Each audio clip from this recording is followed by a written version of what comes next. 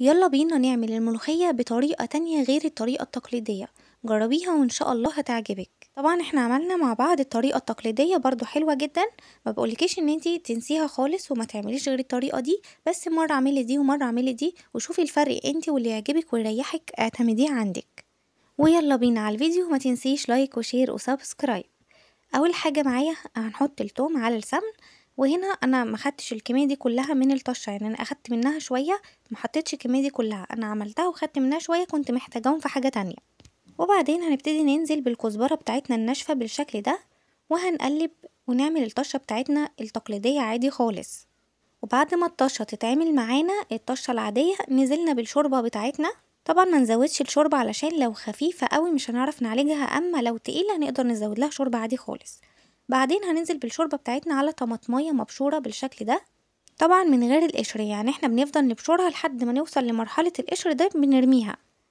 وبعدين هنبتدي ان احنا ننزل معانا برشه كده صغيره من الكزبره، كمان رشه صغيره كده من الكربونات وبس عشان نحافظ على لونها، وكمان حوالي كده فص توم مفروم برضو بننزل بيه على الشوربة بتاعتنا كل ده.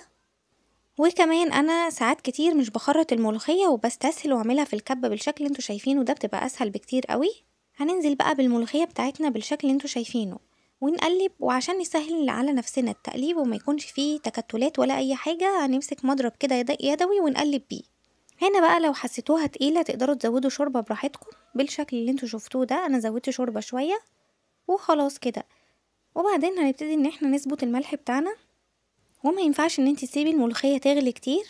اول ما تلاقيها ابتدت ان هي تفور بالشكل اللي انتوا شايفينه ده بنقفل عليها.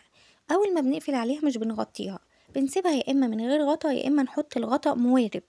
طعمها فعلا في منتهى الجمال.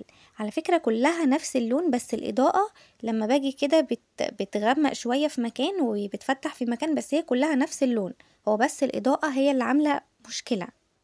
وكده الملوخية بتاعتنا مظبوطة معانا 100%، ما فيهاش غلطة. جربوها وإن شاء الله هتعجبكم جدا. وبكده نكون وصلنا لنهاية الفيديو، ولو عجبك ما تنسيش لايك وشير وسبسكرايب، وباي باي، أشوفكم الفيديو اللي جاي على خير إن شاء الله.